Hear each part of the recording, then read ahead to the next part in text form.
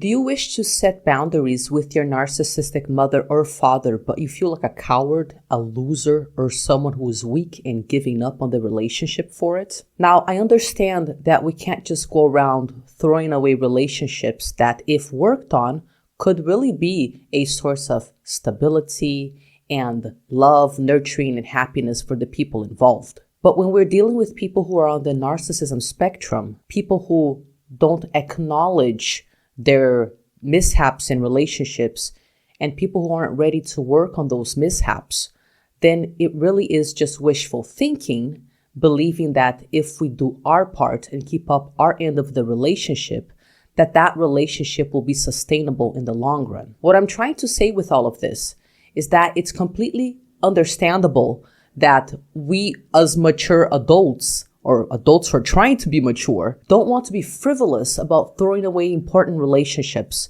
But we need to understand that even though all relationships do offer a certain degree of challenge, which means that they're not always going to be hanky-dory and perfect, and it's not all going to smell like roses 24/7. There are types of challenges that make sense for us to work through them, and there are types of challenges that don't actually make any sense at all. When it comes to your relationship and your boundaries with your narcissistic parents, and you feeling like a coward for setting those boundaries, let's understand the two types of pain that you could be going through in this relationship with your narcissistic parent. If you find yourself psychologically enmeshed with a narcissistic parent, then download your Break the Chains PDF, 10 Steps to Stop Your Narcissistic Parent's Control. So there's two types of pain. There's the pain of staying in the same situation. It's a pain that basically just leaves you stagnant in life or makes you even be self-destructive or regress with regards to your life goals, your mental health, your quality of life. So it's that type of pain that is meaningless. For example, when you're in a horrible work environment, in a career that has no possibility for upward movement, and that you hate. The sort of pain that you feel waking up every single day and going to that job that has no possibility of anything getting better is a meaningless pain. It's really just suffering. Now, there's another type of pain that isn't just suffering, that doesn't take you anywhere and that doesn't make anything better over time. The other type of pain is the pain involved in making difficult decisions, taking difficult steps, but these are steps and decisions that in the long run will bring about much needed change. So it's basically pain involved in dealing with difficult situations now so that you can align any sort of misaligned areas in that relationship, for example, so that you may enjoy a deeper level of intimacy and respect in the future. If you happen to be in a relationship with someone who you can have difficult conversations with and who reacts to these difficult conversations in such a way that the relationship does get better, then you might be talking about a type of pain that is worthwhile because you're putting in the effort now to reap the results later on. And to be clear, there are people on the narcissism spectrum who, upon being approached by someone that they actually give a damn about, and when that person sets boundaries, some of these people are able to acknowledge that change is needed and they're able to work on themselves. Not everyone who is on the narcissism spectrum has narcissistic personality disorder or has a high degree of narcissism.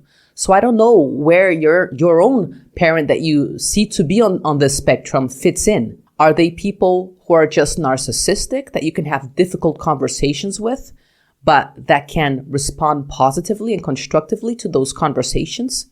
I have had patients and students in the past who thought that they were dealing with quite narcissistic parents, but really they didn't know how to communicate their needs. And once they did this, they realized that their parents were also willing to work on the relationship. Now, this may not be the case for you, and it wasn't the case for me with my own mom either. It might just be that no matter how much you want to work through things, no matter how many mature conversations you want to have, the other party, your mother or your father, is just not into it. They don't want to acknowledge their part in whatever's going on in the relationship. They don't want to work on it. They may punish you, do silent treatment, or even a smear campaign against you just because you're mentioning that there are some things to work on in the relationship. Maybe you need to respect your boundaries as well. When you're dealing with the second type of narcissistic people who are very stuck in their ways and who just are not in a place emotionally to want to change, then essentially any expectation that they will change is just fantasy on your part. And I get it. As a daughter of a narcissistic mother, I understand why we would invest in these fantasies. Who doesn't want to make their family work and who doesn't want to have a peaceful relationship with their own mother or father? So the first question that I'm going to ask you is, the difficulties that you're going through with setting these boundaries in your relationship with your narcissistic parent, are these difficulties just suffering, or are they necessary pain that will take you to a better place in your life because you will have acknowledged and sustained your own boundaries? In other words, what I'm trying to say is, we're not really strong people because we withstand toxicity and abuse and still stay in the relationship. We're strong when we're mature enough to understand that healthy boundaries are the only ways through which we can even have healthy relationships with anyone to begin with. We're strong when we acknowledge when these boundaries are not being respected and we still apply the consequences, even though these consequences are also consequences within us. They generate guilt, they generate fear, deep sadness sometimes, or anger that we just can't believe that our mom or dad isn't interested in making our relationship better or looking at things from our point of view. Many children of narcissists, adult children of narcissists, believe that they are being weak when they run away, in their words, from a relationship with their toxic parent. Many adult children of narcissists have a very distorted view of what strength is. And they think that if they were just strong enough, then their parents' narcissistic traits wouldn't affect them negatively. But that's impossible because pathological narcissism cannot create healthy dynamics in relationships. So to think that you were strong for just withstanding for an indeterminate period of time what can be definitely classified as unhealthy relationship dynamics makes no sense. Because it makes no sense to stay in that same relationship that doesn't go anywhere. Just like it doesn't make any sense to keep on suffering at that job that is never going to take you anywhere. That's not going to give you any sort of expansion in your career. So I guess the first question that I would like for you to ask yourself is, let's say you do stay in a relationship with a narcissistic parent. I'm not saying that you have to go no contact because this is a completely personal decision. But if you do go no contact and this is right for you, then kudos to you as well. But the first question that we have to be clear on is, am I a monster for not withstanding toxicity and unhealthy relationship dynamics? If I were stronger, would I just be able to not be impacted by it? And the reality is, being healthy is not about taking people's crap and pretending it doesn't impact you. Being healthy is about calling out the crap, communicating your needs, and if those needs aren't satisfied, and if those needs aren't respected, or if the person isn't even open to negotiation about how to respect those needs, then what being strong looks like is not accepting that behavior from the other person. We need to start.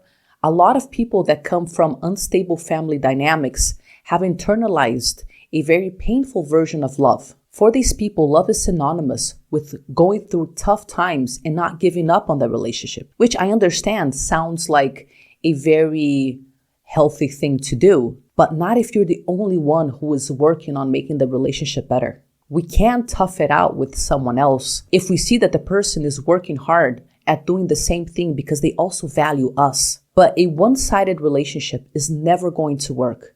So no amount of you just withstanding things and toughing it out and trying to be strong, but still being exposed to the same toxicity is ever going to make either the relationship work or be healthy for you.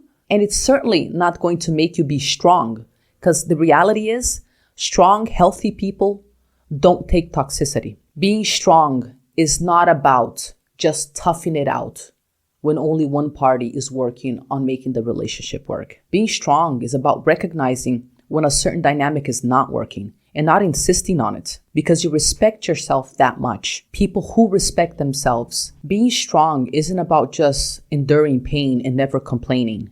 Being strong is about being healthy enough to understand when dynamics are not healthy and when you shouldn't put up with them. Being strong is about understanding the need for reciprocity in relationships and calling it out when that reciprocity isn't happening. Being strong is about having the courage to sustain boundaries that wouldn't be respected otherwise. Being strong is about calling out the bullshit when it happens and not just minimizing things because you have this belief that you shouldn't complain, otherwise you're some sort of coward. Remember, healthy people do not accept toxic dynamics. And I know that this is easier said than done because when we're in the midst of it, it might be even hard to acknowledge that something is unhealthy, which is why functional relationships are all about there being a safe enough space for these issues to be talked about.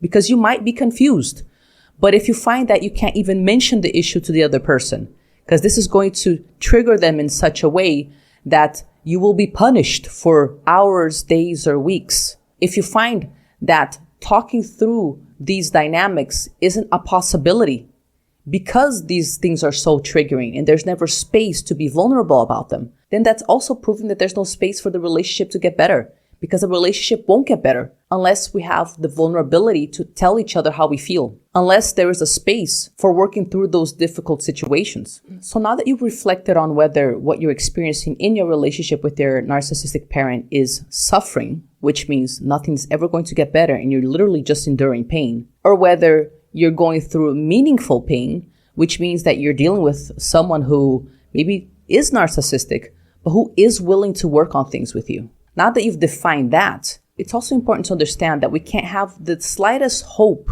of building a sustainable relationship if boundaries aren't respected. Boundaries are not ways of keeping people out.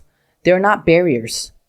What boundaries are clear instructions on what I do and don't tolerate. And when I give you these clear instructions and I know what you do and don't tolerate, and I know what your needs are and aren't, and vice versa, then we can better respect each other's needs and boundaries. And when we respect each other's needs and boundaries, we also feel seen, taken into account. Boundaries are the only way that we can prevent ourselves or other people from being invasive. Boundaries are the only ways that we can know what's my responsibility and what's your responsibility, so as to avoid enmeshment in relationships where one of the parties ends up assuming a lot more responsibility in that dynamic than the other party. Boundaries are the only way that we can ensure that everybody has space for individual expansion, expression, and development. If I don't give myself permission to explore the different types of person that I want to be, because I hear your voice in my mind all the time,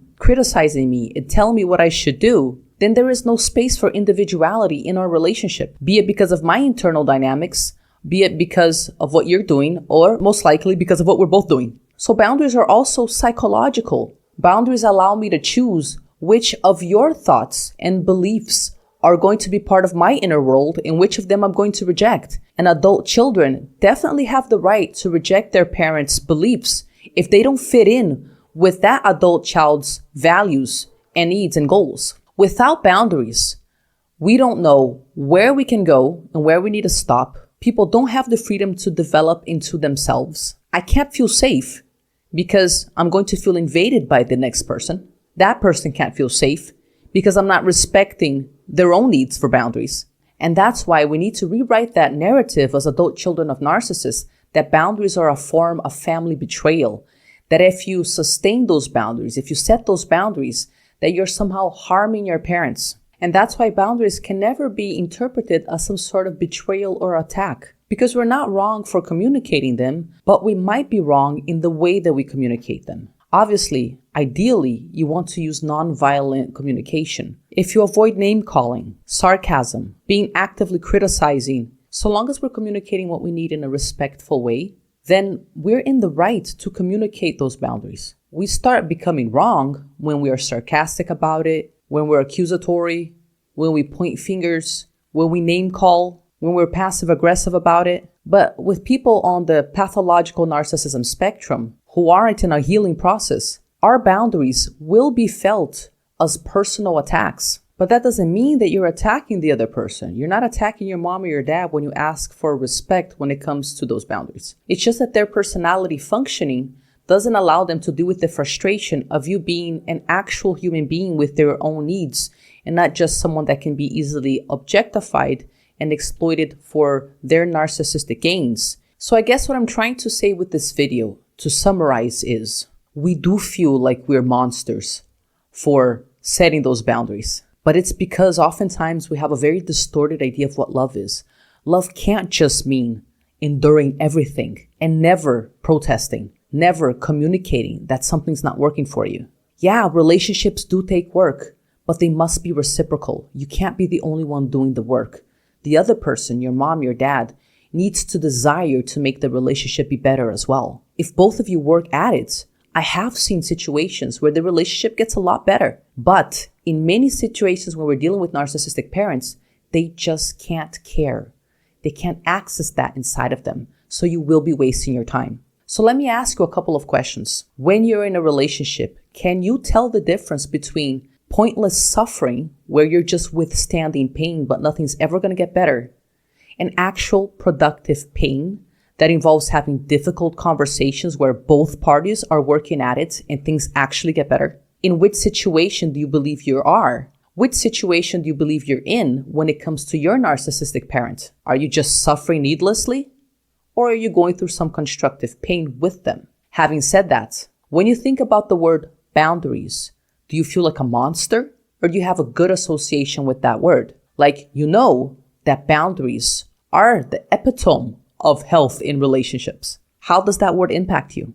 Let me know in the comments below if you're just suffering or going through constructive pain, and if you associate boundaries with healthy relationships, or if you associate boundaries with you being a monster. Now, this is about, above all, stopping their control psychologically, so you can actually individuate, step into yourself, and figure out who you are as an adult without having their influence in your mind. Now, if you want to go deeper into how to create this level of psychological autonomy in such a way that you can live your life with your boundaries and your decisions, calling the shots according to what makes sense to you, and even have the strength to do that, even if you feel guilt, even if your family reacts, then keep an eye out for my Break the Chains program, a protocol I've used with thousands of people over the past 10 years to help adult children of narcissistic parents individuate psychologically once and for all, flip that switch, and gain freedom from their parents, and gain internal freedom from those family dynamics.